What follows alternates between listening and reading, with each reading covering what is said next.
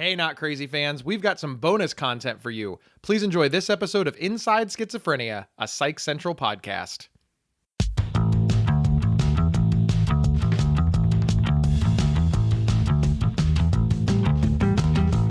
Welcome to Inside Schizophrenia, a look into better understanding and living well with schizophrenia. Hosted by renowned advocate and influencer Rachel Starr Withers and featuring Gabe Howard. Listeners, could a change in your schizophrenia treatment plan make a difference? There are options out there you might not know about. Visit oncemonthly.difference.com to find out more about the benefits of once-monthly injections for adults with schizophrenia. Welcome to Inside Schizophrenia. I'm your host, Rachel Starr Withers, here with my wonderful co-host, Gabe Howard. How are you doing today, Gabe? I am doing great. As always, thanks for having me. I am excited about today's episode. I feel like we're going to talk about some really interesting stuff. I was about to say cool, but maybe interesting would be a better descriptor.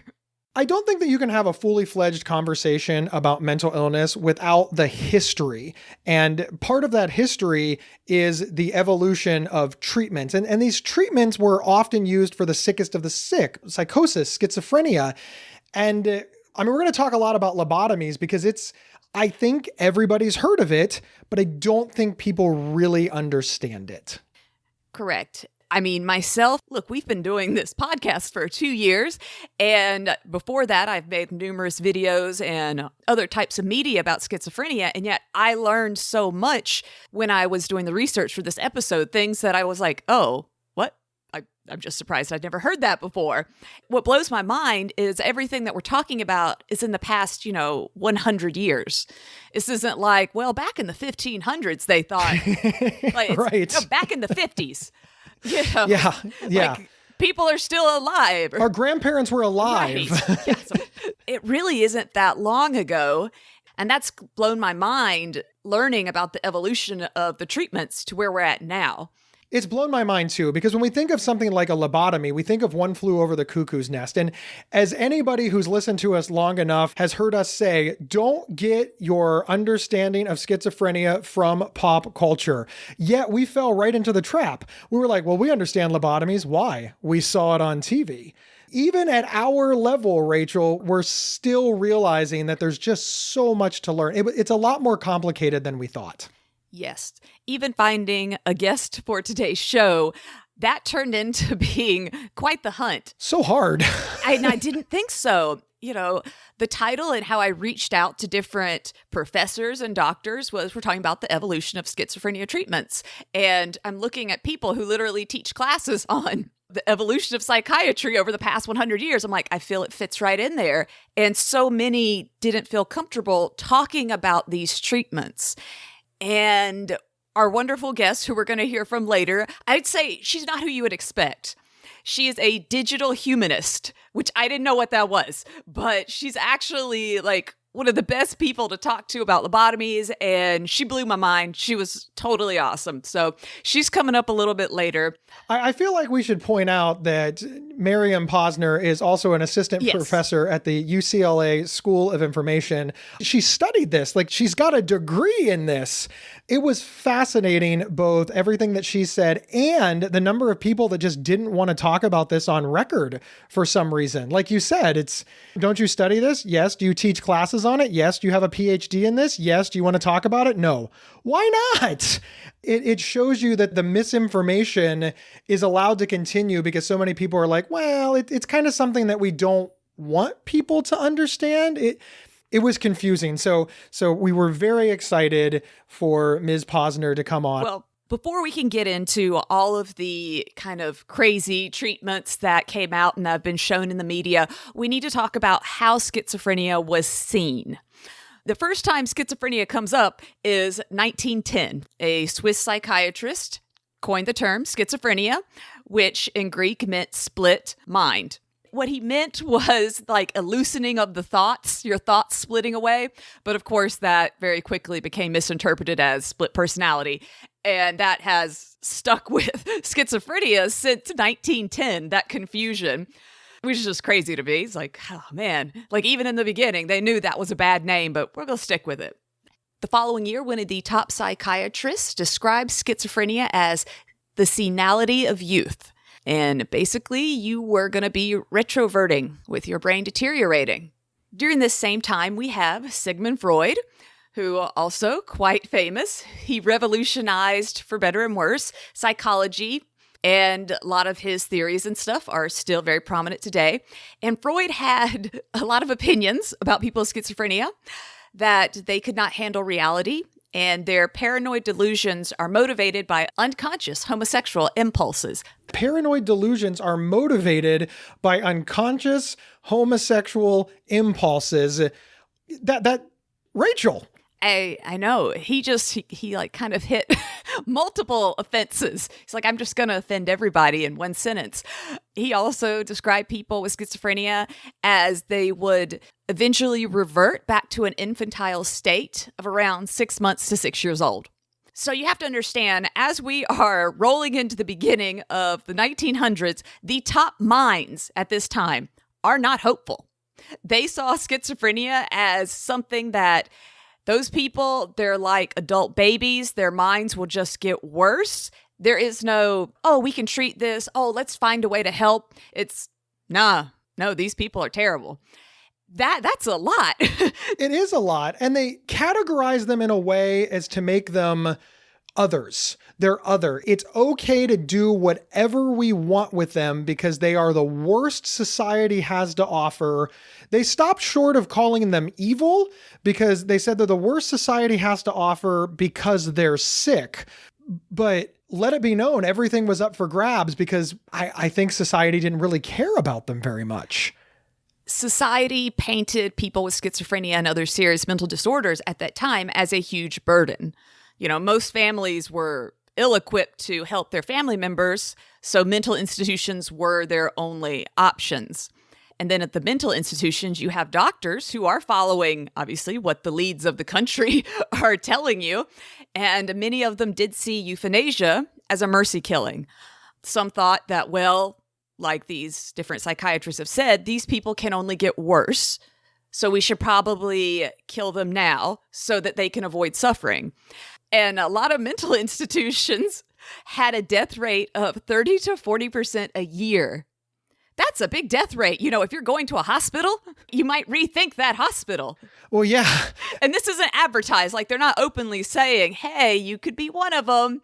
But that's like low key what was happening. And there's reports out there, like a mental institution in Lincoln, Illinois, fed its incoming patients milk infected with tuberculosis. They were just experimenting on people with schizophrenia. And once again, I want to point out, this is 1950. And at the same time, we also have sterilization was huge in the U.S. Many states had forced sterilization of any patients in mental institutions. Throughout today's episode, Gabe, I keep getting thrown off by the fact that so much of this stuff was on women. I would think sterilization, I think men, but the majority was they sterilized the women because they're like, we have to stop the babies. If you think about it, though, guys can make a lot more babies than a woman. Yeah. But yeah, so a lot of times when women came into mental institutions, that was the first thing that happened. It was not the cleanest, nicest ways of doing things. It was done as cheap and quickly as possible, unfortunately. This is all over America. And at the same time, Germany is beginning in the Nazi era. I have done a lot of research into the Holocaust. I've actually been through the Auschwitz camps. So the fact that I didn't know this stuff coming up is bizarre. But Germany, Adolf Hitler specifically, they really liked our eugenics programs. And they decided that schizophrenia was a heredity trait. And Germany embarked on a plan to eradicate schizophrenia, which sounds great. You know, that's like, hey, you guys, we're going to do this. They formed an organization called the Charitable Foundation for Curative and Institutional Care. That sounds wonderful. Right. On the surface, it sounds, okay, we're going to eradicate schizophrenia. Yeah. The name of the organization is good. I remember at the time when this was going on, we didn't understand that Nazis were bad yet. And this program, depending on the different years, it was 70 to 100% effective at eliminating schizophrenia in the German population. So the way this would happen was if you are thought to have schizophrenia, you would have to be assessed by 3 different doctors. And if 2 of them decided you had schizophrenia, then you were sent to be euthanized. And a lot of these people were children. They wanted to catch it as young as possible, so they're trying to find schizophrenia in children, which is very hard nowadays, and you have 2 doctors and knowingly yep, this one's out. To handle this is that they started building extermination centers in the main 6 psychiatric hospitals. And those would later become the concentration camps. That blew my mind. I didn't realize that basically concentration camps started at psychiatric hospitals. I've just never been told that before.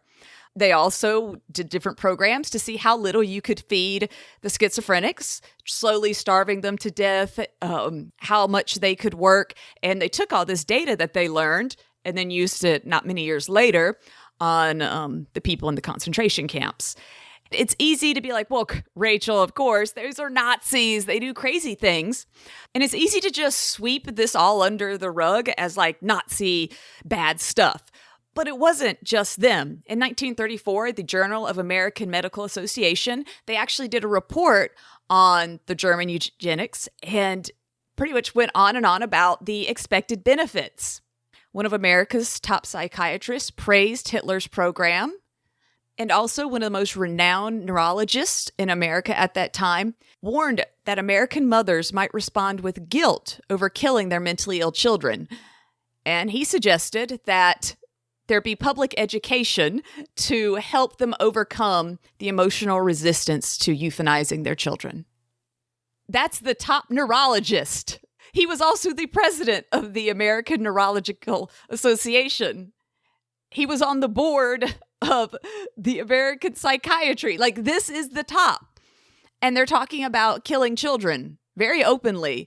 And these are the main journals that are going to all the doctors. So everybody thinks at this time, the only way to deal with this is through extermination, euthanasia. I didn't realize how intense, I'm going to say, the belief was. I kind of thought, yes, a few back alleys, you got some mad doctors kind of playing around wanting to kill off people. But no, these are the leaders of the medical community at that time. So here's what we have. We have people utilizing science and data and listening to experts in the field saying that this is the best course of action. And the correct response is to say, no, the doctors, the researchers, the data, the science, it's all wrong. This is not the way that we should be treating human life. We find ourselves in a situation here now in 2020 where we're trying to get people to listen to data, science, and doctors. But again, it was less than 100 years ago that stuff like this was going on. And you can see where this creates a ripple effect in the trust of the medical establishment. You can see where people who are diagnosed with these illnesses, when they think back to how they were treated in the 50s, the 30s, again, this is all in America less than 100 years ago. And you ask why people don't want to trust or rely on their diagnosis. Well, there's better than average odds if you're Rachel and I's age that our grandparents know somebody who was honest about their illness and was institutionalized for life or worse. It's made it very difficult to move forward. And as we're listening to this, and as Rachel continues explaining the evolution of the treatment of schizophrenia, maybe being worried about a schizophrenia diagnosis for fear of stigma and discrimination is not just about being called names or not getting a job. It's not too far in our history that it was literally a matter of life and death. And I think what society has grabbed onto is all of the crazy treatments. They make great horror movies. They kind of criminalize all of it. But what I learned is that the doctors who are doing these treatments, many ill-advised, they're the only ones actually trying to help. Yes, some of it is kind of crazy, and why would you think that would help? They're the only ones because the major medical minds are saying, don't even treat them. It's pointless. So me coming to, I guess, that realization, Gabe, that was kind of hard on me because you see these different people and you think, well, they were just torturing people with schizophrenia doing these terrible things. But at the same time, they were the only ones doing any therapy, trying anything. They were the only ones giving these people relatively a chance. Some of the crazy ones, and this one just blows my mind, fever therapy. So they would actually like inject you with sulfur or different oils to make you have this horrible fever. Now, the reason they did that is that they noticed that people who have malaria don't have psychotic symptoms. I mean, I feel that's a stretch, but okay. Something about a fever makes you less psychotic. Another one they did was deep sleep therapy. And that's where they would like put you to sleep for days, sometimes weeks. Very close to that is insulin coma therapy. They would just repeatedly inject psychiatric patients with large doses of insulin, and they would put you into a coma. And the coma would only last for like an hour, but you would do about 50 to 60 of these comas in 6 weeks, up to 2 years, just repeatedly going in and out of a coma like that. That's amazing to me. What kind of life is that? I don't think it's much of a life at all, right? I think this is an excellent example of where the phrase, the treatment is worse than the illness, comes from. It sounds terrifying. It sounds traumatizing. It sounds painful.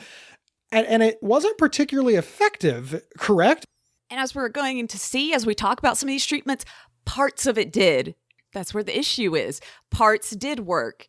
Trying to separate those parts, unfortunately led to a lot of, I would describe, torture to a lot of people trying to get to those. And many of them were psychotic at the time and had no clue what was happening to them or could consent to it in any way, or it was a family situation.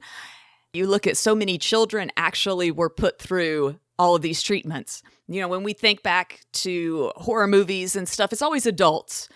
When you have a child that you're doing this to, it stops being a horror movie. This just becomes something really just bad and gross. And why would you even do that? And to realize that was the truth in it, is that it happened to the majority, any children that were thought to have schizophrenia. Another one is hydrotherapy. So Gabe, if anyone's seen the new Netflix show Ratched, they actually do hydrotherapy, and I'd never seen it before. I was like, what is this?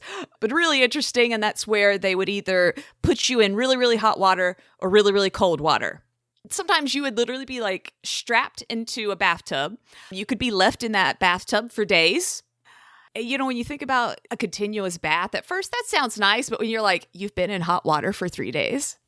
I mean, it's terrifying. Yes. Each one is more terrifying than the next, and you're not done. Oh, no. I would say these are the softball ones. You have to understand, but there was logic to it. They found that warm water helped with insomnia. It helped with people who were suicidal, and it helped calm people down. Cold water, freezing water, was usually used on people who were psychotic. There was something about the cold water slowed the blood flow down to the brain and decreased mental activity. You see different bits of what was working, unfortunately, horrible ways to get to those little bits. One of the things with the hydrotherapy is that one of the mental institutions actually would chain the psychiatric patients to the wall, and they used a fire hose on them.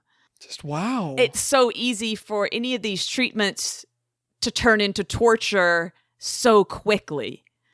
Rachel, I have to ask, though, you realize that if you would have been born 100 years ago, this is the treatment that would have been given to you. Rachel, as somebody who lives with schizophrenia, how are you feeling right now? It makes me think back to around, I guess, 6th grade, middle school age. But that was the first time around then that my parents took me to see a counselor for outbursts and issues. I sat there. I didn't like the woman. I don't remember anything about it, but I just remember not liking her. We saw a couple of different ones, some religious, some normal. And I think had that been the situation, let's say in the 40s, I could have been, all right, let's just spray this, 12-year-old down with a fire hose. That would have been probably what could have happened. Yeah, they would have sprayed you down with the fire hose. How do you feel about the idea that your parents might have chosen to spray you down with a fire hose and then have been told by the top psychiatric doctor in America that they just needed to manage their emotions while watching you get sprayed down with the fire. Actually, he said manage your emotions for you to be euthanized, but let's move it back a layer and just say manage your emotions to watching their 12-year-old be sprayed down with a fire hose. It's mind-blowing. It's terrifying. So the issue now is that we're starting to find more of what works, but still, how do we get to it is the issue. And that's where seizure therapies came in. And the way they realized this was actually a Hungarian pathologist. He noticed that people with epilepsy almost never had schizophrenia, and that after an epileptic seizure, those people tend to be very happy. So the idea was, well, if I give people with schizophrenia seizures, that should help them. There was numerous ways they went about this. It started with doing lots and lots of pretty much injections with drugs. They found they could go back to the insulin and inject you with tons of insulin. It would give you seizures. These are all horrible things, and obviously lots of side effects from being injected with just tons of random chemicals. What happened was they found a much better way. So I like the story of how this came to be because there's just so much of this stuff is red flags. Electroconvulsive therapy, where electricity is shot through the brain to induce a seizure. The first human trial was in 1938, so a while ago. But the idea was the doctor had learned that pigs, before you kill pigs to eat them, like at a big plant, you give them an electric shock and they pass out. And somehow that was you know what? I think that can help the schizophrenics. And I don't know. It was you were at a pig plant? That's where the... Wow. What? Wow. So that's where electroconvulsive therapy originated. Fortunately, in the 40s, they did it quite often. And at that time, they didn't use any muscle relaxers or anesthesia. So a lot of people were fully aware as they're being shocked. They broke bones. They had people holding them down, and it was a very intense procedure to go through. By the 50s, they had now learned to do a modified version where they would put you to sleep and give you muscle relaxers. So for about 10 years is the real bad horror stories. And then in the 50s is where, okay, we're going to keep doing this, but we got to find a better way. And I think really that was a good changing point in mental health of we need to find better ways to do this. I guess it's important to understand ECT, electroconvulsive therapy, is actually still a treatment that's used today. It works very well. In fact, you've had ECT. So you've named off a lot of very scary things and things that they no longer do. But of that scary list, one of them has stuck around. Yes. ECT it's always a very touchy subject because I have people reach out to me who only see it as torture because of what happened to so many people. And I do agree, it was used horribly. Another thing they like to do as children is shock them twice a day for 20 consecutive days. I was an adult when I had ECT, and I can't imagine someone doing it to a child. I had it for 2 weeks, 3 a week. There was so much bad stuff with ECT, but where it was in the 40s to where it is now is different. If you ever talk to my mom, she will always tell you how that was a major change for me. For me, it helped. And I've looked into getting it again. So I understand it's a very, controversial thing. Does it work? On some people, yes. That segue leads us into, Gabe, one of the most notorious treatments, the lobotomy. What's crazy is that when you hear lobotomy, you think of schizophrenia. But when they were actually doing them, you got a lobotomy for everything. It was for ADHD. It was for manic episodes. It was for depressive episodes. It was for people who didn't fit in. Lobotomy was the go-to. But looking back in history, you think, oh man, that's what they do to schizophrenics to get them under control. That's been the enduring image. So lobotomy is actually called psychosurgery, and that is any time that surgery is done on the brain in order to relieve a mental disorder. And a lobotomy is one of the psychosurgeries. Psychosurgery is still performed today, versions of the lobotomy still take place today. Is any of it like it was in the 30s on to 60s? No, it is completely different. The first form of a lobotomy was actually done. They would drill holes in the skull and they would then inject ethanol into it. And the goal was to destroy some of the white matter in the frontal lobes. And for whatever reason, they learned that destroying white matter in the frontal lobes somehow makes people calmer. They noticed that when, after the wars, the soldiers coming back who had had brain damage to the front of their heads, their personality had changed. So that's where the whole thought process came of why we should, start sticking holes in people's brains. I understand what you're saying, but the exact words were used is that doing that psychosurgery made people calmer. You didn't say made people better or allowed people to use their best lives. It very much seems like this was a mechanism of behavioral control, not necessarily what was best for the patient. And that's where we get into so much interesting things, which Miriam Posner will help us understand some of that because, yeah, it's a double-edged sword. There are so many people who swear by it and it helped them. It's the reason they were able to go have lives. And then you have other people who, for one, died. Quite a few people died from it. Right. Not just because they had pieces of their brain stabbed, but because of the conditions. Many got meningitis. Walter Friedman, one of the main neurologists who liked to do the lobotomy, he didn't use gloves or a mask. And they were already using those back then. Wow.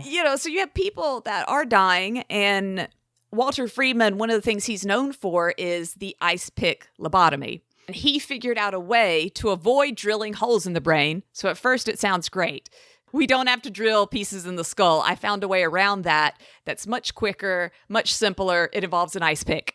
That's not better. No, the mental process of all of these always starts out good and then suddenly takes a wrong turn. And yes, he discovered that you could use an ice pick to go through the eye cavity. It is intense to watch. There's lots of YouTube videos you can find of these surgeries. I would say after watching so many videos, it occurred to me that no movie has ever come close. There's something about watching these black and white videos of them taking an ice pick to the person that is so unnerving. It's not like any kind of crazy images from movies where they do it. It's much more real and intense. And the majority of lobotomies were done on women and children. So you had a kid with ADHD or suspected with schizophrenia or didn't fit in and was weird. Lobotomy. That was the go-to. Wow. It's a very dark time in psychiatry in general. Did it help some people? Yes. Going into it, did it calm people down? So Gabe, this actually, it makes me think back because yes, most of these treatments were to calm and help people get control of their schizophrenic. That's kind of what it was. Like, this is to help you get control of your loved one. It definitely wasn't to make the loved one better. But I look back at my ECT and what did it do for me? It took away my depression. It took away a lot of my OCD. My hallucinations were much harder to deal with. I would say I was not controllable. So did ECT do that to me? I think it did. It helped me, yes, but did it essentially make me calmer? Yes. So, I mean, this is a moral dilemma for me as I'm learning more and more about this because I'm like, I see both sides of it. And I don't even know where I stand when I think about that.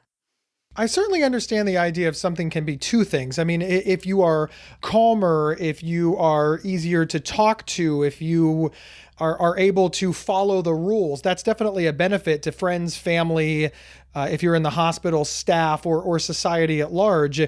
But there's also something to be said for that's best for you as well, right? Like, I guess that's what I'm saying. It's just, you do go back and forth on whether ECT just made you better for your friends and family, but you're making these choices on your own. You like to have your home life be serene and calm and stable, right? So just because your family benefits from your decisions doesn't retroactively make them not your decisions. But in the case of some of these treatments, you don't even know where you are. What was the one where they make you sleep for 2 years? Yes. They wake you up every 4 weeks to rotate you?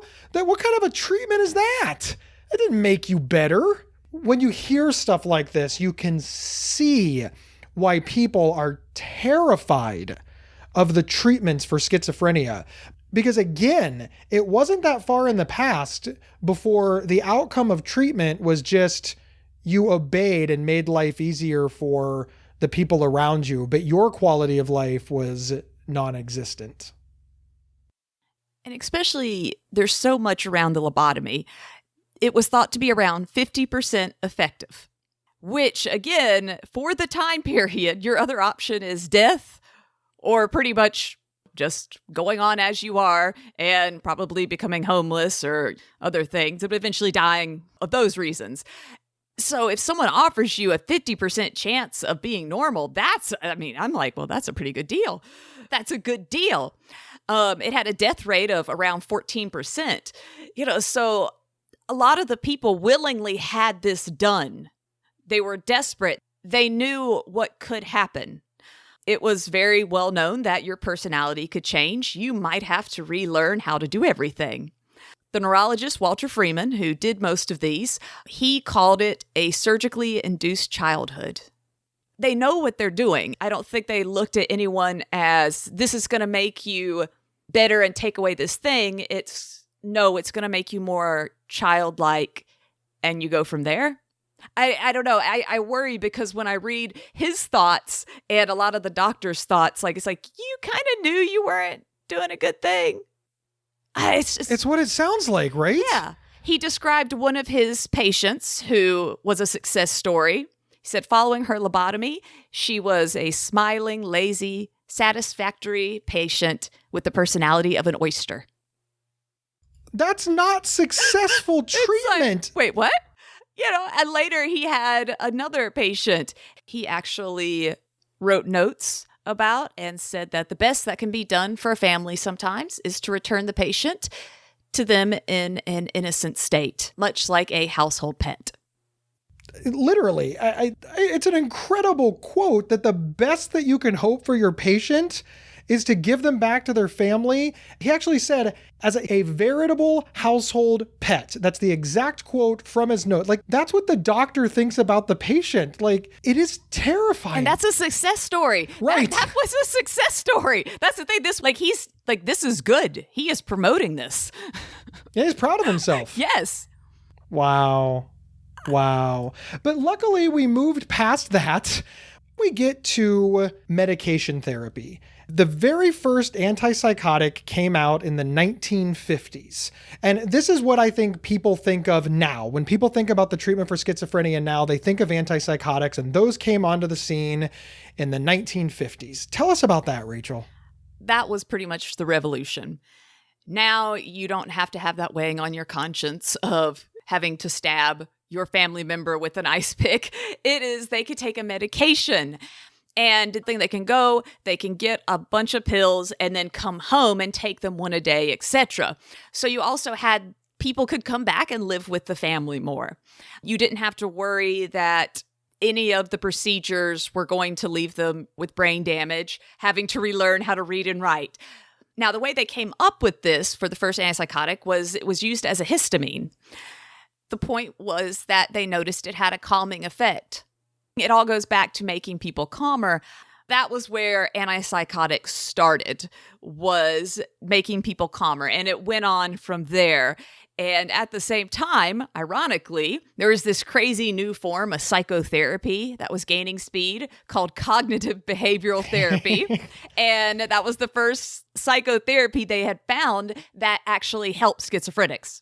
They had tried different ones in the past, but there's something about the cognitive behavioral, it really helped people with schizophrenia. So this was a big turning point. And medication is still the standard today. I mean, medication, therapy, peer support, but the big one, the one that everybody thinks of when managing schizophrenia is medication. And I think people are unaware of just how recent of a discovery that was. And it's important to understand that the first one came out in the 1950s, the first of anything.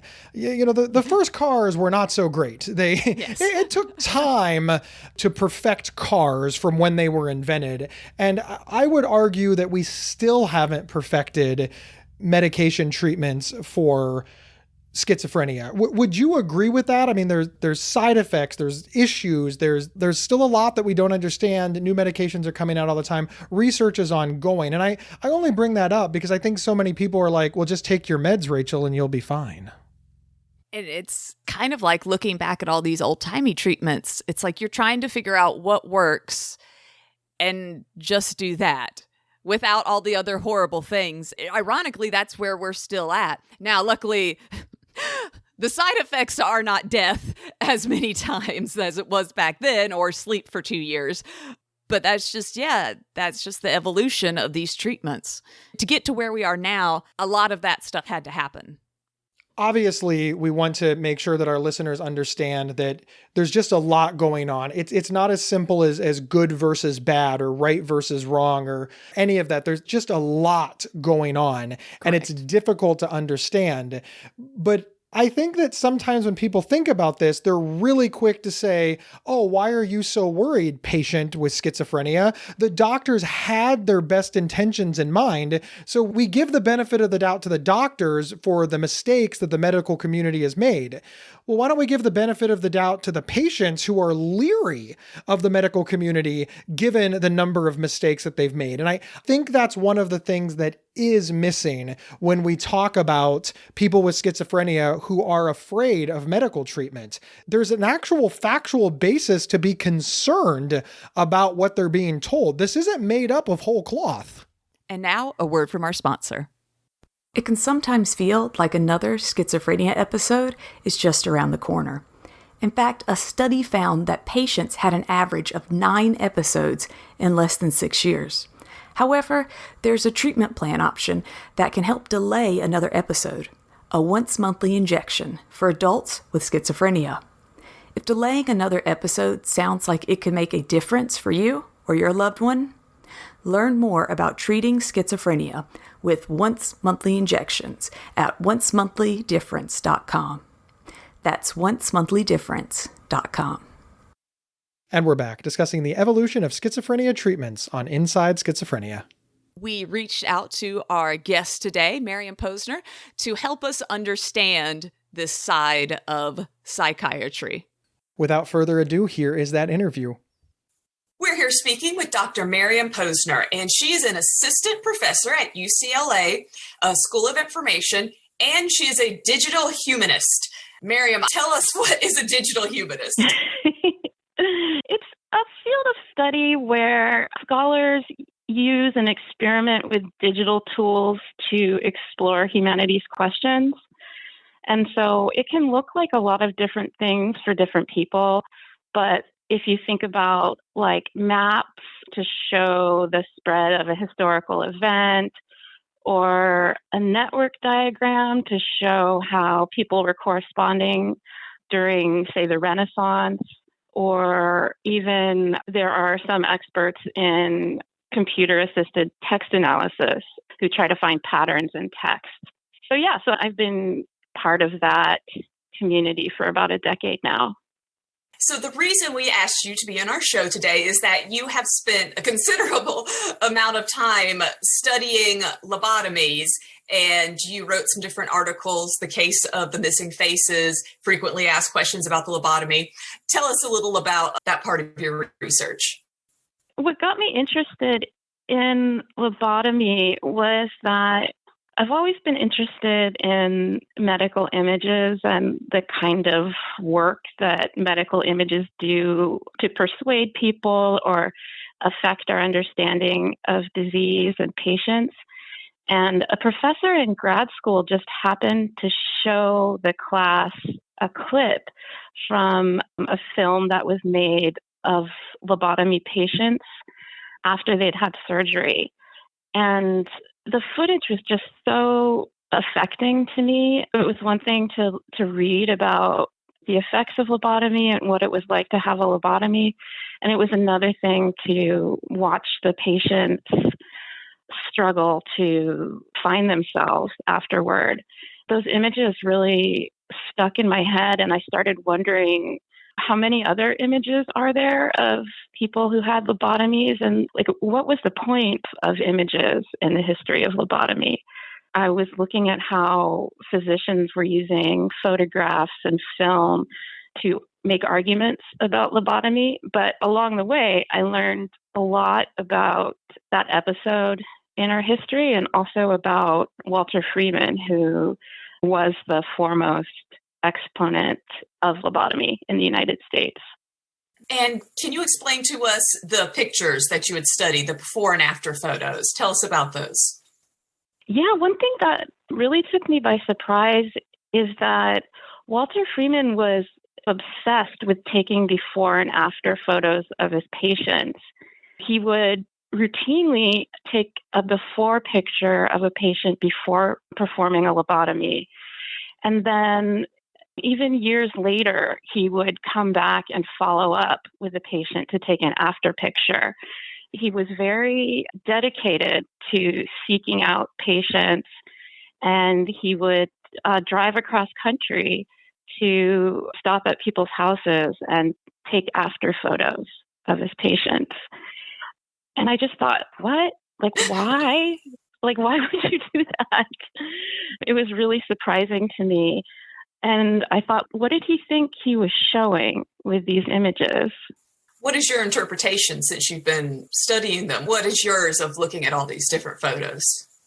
Well, to Walter Freeman, I think that those before and after photos constitute proof that lobotomy was effective in treating patients' mental illnesses.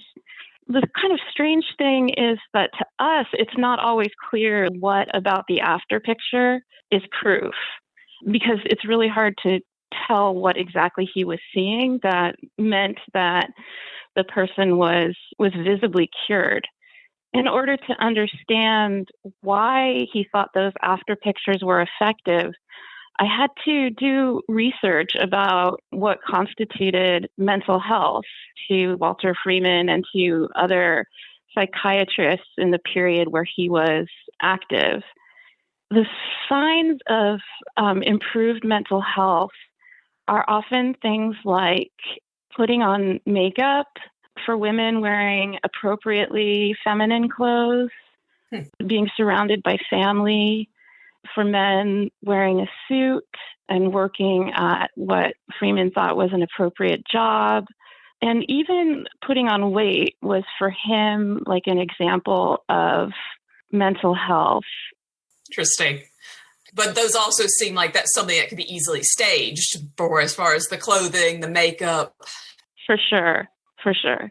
I'm not an emotional person, but I was looking at the before and after photos of this one and it made me cry because the before photo was very almost kind of like a mugshot. She looked kind of annoyed that this was happening. And the second one, she was smiling, and it wasn't like a big smile or anything, but her eyes, to me, what grabbed me was her eyes, and it just made me cry because just what I've went through with depression. Now, I don't know the story behind it. That could have been one of the ones, oh, and she's happy, but had to relearn how to walk. But just the photo itself to me was incredibly powerful. If you had just shown me that and was like, this is proof that it works, I'd be like, wow. That's something that hits me too, is that these photos are actually emotionally pretty powerful to look at. But really, probably not for the reasons that Walter Freeman thought that they would be powerful. He thought you could take a look at them and just be like, wow, that person got better. But just as you say, you feel like you can look in someone's eyes and see that things are not okay, even though that's not what Walter Freeman saw. But it kind of makes sense that the makeup and the dresses and markers of like appropriate gender presentation, that he thought that those were evidence of mental health, just because of the way that psychiatrists like Freeman thought about mental health. in the 30s and 40s. Mental health was not so much about a person's insight or ability to articulate and identify their own feelings. It was much more about integrating the person into society in a quote unquote useful way. Could the person hold a job? Could the person have a family and perform a gender appropriate role in the family? Could the person show up to an event and not be disruptive? So that was mental health to him. It really wasn't so much about a person's feeling fulfilled as a human being. I was very shocked to recently learn that the majority of lobotomies were performed on women and even children. In your opinion, looking at the photos and now telling us that so much of it was the person playing the gender role correctly, why do you think more women had lobotomies? Was it that gender bias, or is it just because women tend to seek help quicker than men do? I don't have an authoritative answer for you, but I can speculate a little bit about that. When lobotomy first started being performed in the late 30s in the United States, it was reserved for patients for whom there was no, or they believed there was no alternative, patients with really intractable mental illness. But as the years went by, the indications for lobotomy expanded to include lots of other symptoms, things like depression, pain, an inability to integrate into family and work. And it seems to me that it's in that period of expanding diagnosis that women presented more often as candidates for lobotomy. And you'll read case studies where it appears to a modern reader that the woman is unhappy with her lot in life. She's not fulfilled by her role as a homemaker. She's in an unhappy marriage. She perhaps doesn't want to perform the activities appropriate to a woman during this period. And for some women, those signals became interpreted as depression that was severe enough to qualify her for lobotomy. I don't think that Walter Freeman or other lobotomists had an explicit policy of lobotomizing women more frequently, but I do think that they tended to interpret what they saw as maladjusted symptoms pretty loosely as making them good candidates for lobotomy. As you spoke on, the lobotomy was used as a cure-all for mental illnesses around that time. They didn't have as much information on them. However, I think nowadays, when you look back on lobotomy, the disorder that's most commonly associated with it is schizophrenia. Mm-hmm. Why do you think that is? Why do you think that schizophrenia is, when they think of lobotomy, they think crazy person, screaming, schizophrenic. Mm-hmm. They don't think depression. They don't think ADHD. They don't think, like you're saying, just not adjusting to the times, being oppressed. Yeah, I do think that people sometimes have a mistaken understanding of the history of lobotomy, maybe because of the way it's depicted in films. A lot of people assume that lobotomy was confined to the back halls of disreputable mental institutions, that it was disreputable physicians who performed lobotomy, that it was always a sketchy procedure. But what a lot of people don't know is that during the heyday of lobotomy in the 30s and 40s, it was considered the top of the line, most modern, most effective treatment. Walter Freeman was on the cover of magazines. He was mentioned for a Nobel Prize. There was no sense that lobotomy was a weapon of cruelty. Lobotomy was understood to be like the most current, up-to-date, scientifically precise treatment for mental illness. And I think people associate schizophrenia with being uncurable. So I think in people's minds, because they believe schizophrenia is incurable, that lobotomy would be the most likely candidate for a disease. But while it was performed on people with schizophrenia, in fact, the indicators for lobotomy were actually a lot more broad than people suspect. How has public perception changed as far as lobotomies and that type of treatment? Obviously, 30s, 40s, when Walter Freeman was at his height, yeah, that seemed like a go-to. At what point did the public kind of start to pull away from this miracle cure? One big rupture was the introduction of antipsychotic medication. Chlorpromazine was introduced in 1954, and that really provoked a sea change in treatment of people with schizophrenia and related diseases. So suddenly there was another treatment that didn't require biological surgical intervention, and that could be fine-tuned and didn't seem quite as drastic as a surgical procedure. There was also increased interest in talk therapies around that time. Freeman's brand of psychiatry, which was always most interested in biological, organic causes for mental illness, fell out of favor a little bit. And so as the years went by, it became more common for people to see lobotomy as a really brutal, inhumane treatment. But one thing that's interesting about Walter Freeman is that he never really accepted that interpretation of lobotomy. He believed until the end of his life that lobotomy was the most appropriate treatment for people with intractable mental illness. And his interpretation of treatment with antipsychotic medication was that it was like a temporary solution to a problem that could be permanently solved by surgical intervention. Medication, he thought, was kind of a Band-Aid, but the real successful way to intervene would be to go in and separate the thalamus from the frontal lobe. That's interesting, because, yeah, we usually only see it from the side of the lobotomy was a horrible, torturous thing, not the other way of him being like, yeah, the other option is like a Band-Aid. Very interesting. I think one of the most popular portrayals of a lobotomy was from the movie One Flew Over the Cuckoo's Nest, and it's known for its bad portrayals of mental hospitals, of people with mental illnesses, of showing electroconvulsive therapy in a very bad light.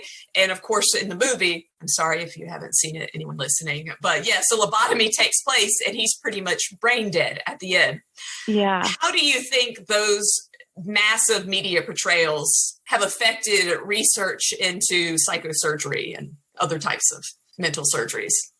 I think that lobotomy often is interpreted as kind of a joke now. It feels like really distant in our past to a lot of people, and it is very closely associated with brutality and something that was performed in the back wards of really brutal mental institutions. But it's important, if we really want to understand lobotomy, to understand that a lot of people were on board with it. A lot of institutions and individuals thought that it was a good idea. And there was a way in which it was part of a continuum of therapies that are called somatic therapy. So any kind of therapy that's performed on the body. In many institutions, you'd start with a somatic therapy, like being tied to a bed, and then continue on through the spectrum through ECT or insulin shock therapy or being submerged in ice water. And when a patient failed to get better after this kind of chain of somatic therapies, they finally were seen as a good candidate for lobotomy. We tried everything, and now it's time for the real king of somatic procedures, which is lobotomy. From all of your research, looking over Walter Freeman's work and other aspects of lobotomy and portrayals with media, what is your overall takeaway? What I like for people to understand about lobotomy is that the episode is not an aberration. It's not the result of a couple kooky physicians who made miscalculations and somehow managed to sneakily lobotomize a lot of people. Instead, that's science. That was mainstream science. That was considered the peak of good clinical practice at the time. And if we accept that's true, then we have to accept that science can make some real drastic miscalculations and can inflict real damage on people just in the day-to-day course of doing business. So it's not an aberration. It's not crime that people got away with. It was something that was endorsed at the highest level of the psychiatric profession. Tell us what happened with Dr. Walter Freeman after the public and the medical community started to move away from lobotomies and it fell out of favor. He never really accepted the rejection of lobotomy, and he was advocating for lobotomies until the end. He performed his last lobotomy in 1967, and shortly after that, he was stripped of his operating privileges and was incredibly indignant about it.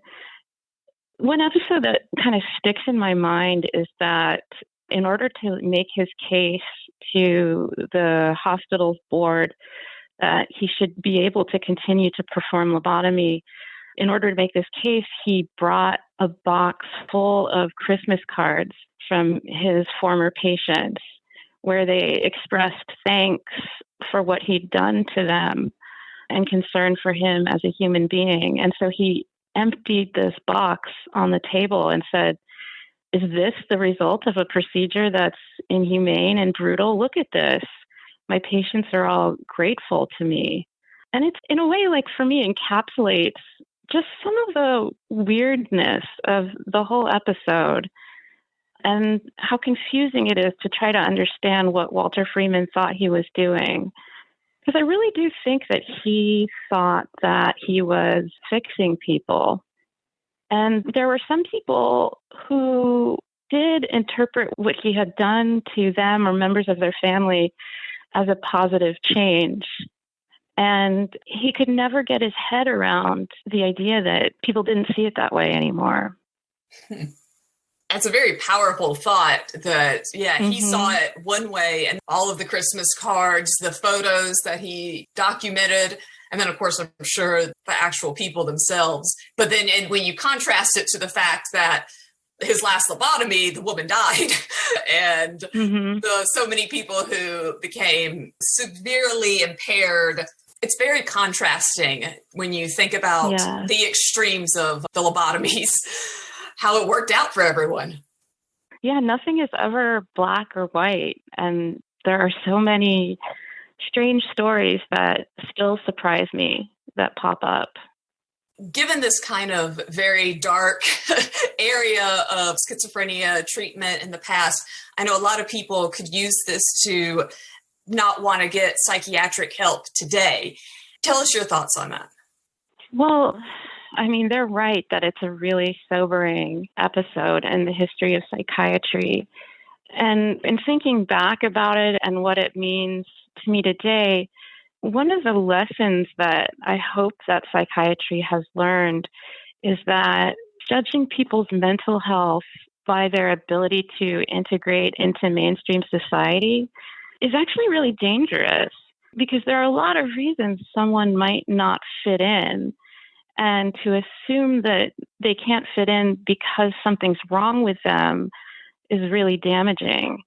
And I think there has been a turn among psychiatrists to look at how patients themselves define health for themselves, and to understand that mental health may not look the same for everybody, and it may not look like psychiatrists want it to look for everybody.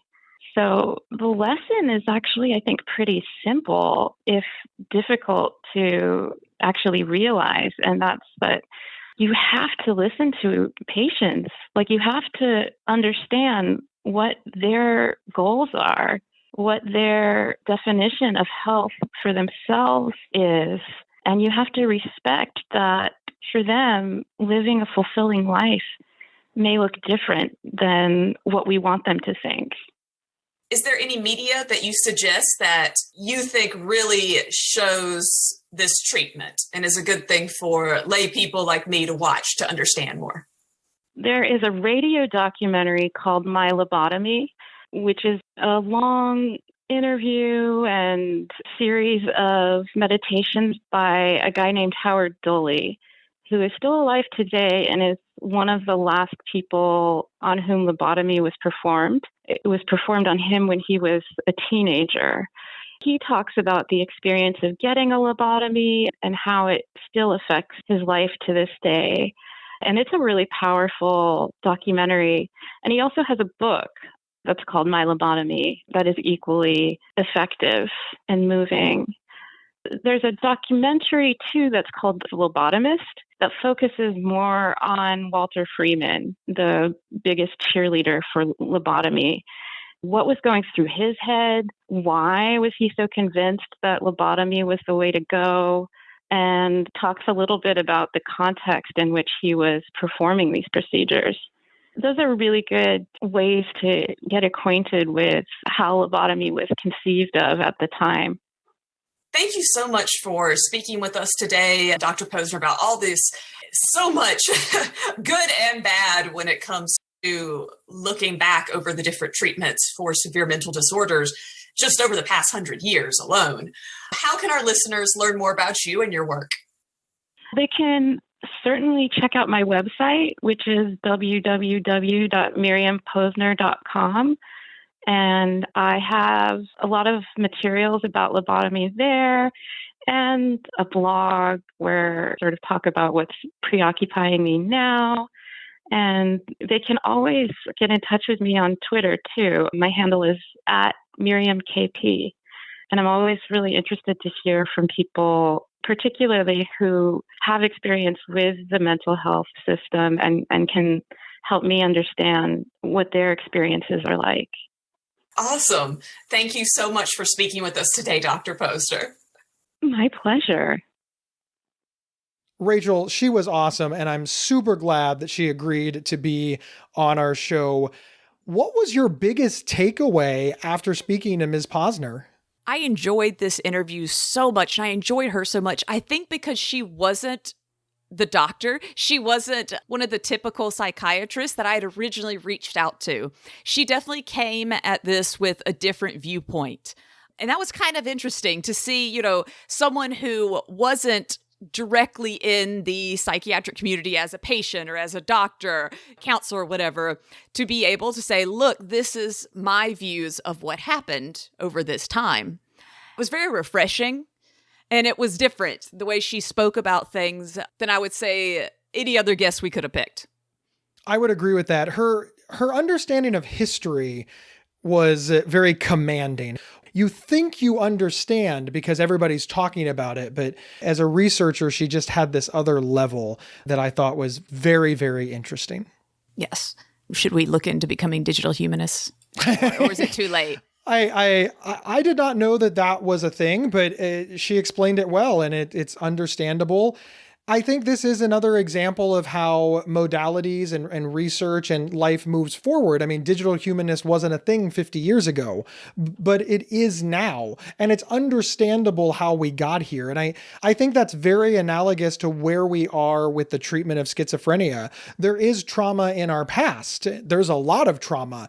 And I do think that we need to do more to address that trauma. The general attitude is, well, we were doing that for your own good. Well, we were trying to help. And I do think that we need to openly discuss mistakes that were made so that we can have more buy-in that these mistakes won't happen again.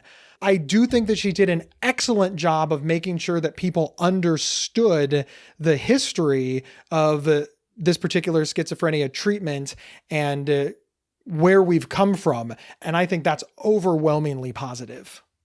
When I asked her final thoughts about advice for seeking treatment for schizophrenia, I kind of meant it as like, a closing type kind of squishy question. And when she responded, it kind of threw me off because she spoke to psychiatrists in her response and about the definition of health. I was just like, okay. I thought she was going to be like, the medical community has come so far, blah, blah, blah. But no. And that was kind of, it made me think, because I'm like, well, that was weird that she spoke to them. I clearly would have spoke to other people with schizophrenia. I think most doctors and whatnot, when we have them on the show, that's who they speak to, and loved ones. But from delving into all of this research about how schizophrenia treatment has evolved, my main takeaway is that it is a story about the medical community. It's a story about individuals who shaped how schizophrenia was perceived and how it was to be managed. It's not a story at all about the patients. It's not even a story about schizophrenia in general. So much of what I found when it comes to the coma therapy, ECT, lobotomies, it all related to the physical aspects of what was done. And so many cases of abuse, and all of the doctors and researchers and neurologists who came up with these things. I never found anything that was, water therapy was found to calm the symptoms of psychosis and schizophrenia and help the patients regain a physical feeling of reality. Or patients of schizophrenia found ECT an easier treatment than insulin therapy because they didn't have to be injected with harmful chemicals. That's not what was worded. And I feel that that's what's missing. I don't care as a schizophrenic who came up with the idea of sticking an ice pick through the eye. Lobotomies were successful 50% of the time. And some patients with schizophrenia voluntarily got multiple lobotomies, up to 4. My question is, what made these patients want to go through it again? And I think as people who have schizophrenia and loved ones and the medical community, I think that's really the important part. It's people seeking to get better and learning to focus more on what helps these people, not just what calms all the people down and makes them controllable. I think it's going to be a question that hopefully we'll always be answering as we continue to evolve our treatments. I'm Rachel Starr. Thank you so much for listening to this episode of Inside Schizophrenia. Wherever you downloaded this podcast, please subscribe. Also, take a moment to rate, rank, and leave a written review so other people know why they should listen too. We'll see everyone on the next episode of Inside Schizophrenia. Inside Schizophrenia is presented by PsychCentral.com, America's largest and longest operating independent mental health website. Your host, Rachel Starr Withers, can be found online at rachelstarlive.com. Co-host Gabe Howard can be found online at gabehoward.com. For questions or to provide feedback, please email talkback@psychcentral.com. The official website for Inside Schizophrenia is psychcentral.com/is. Thank you for listening, and please share widely.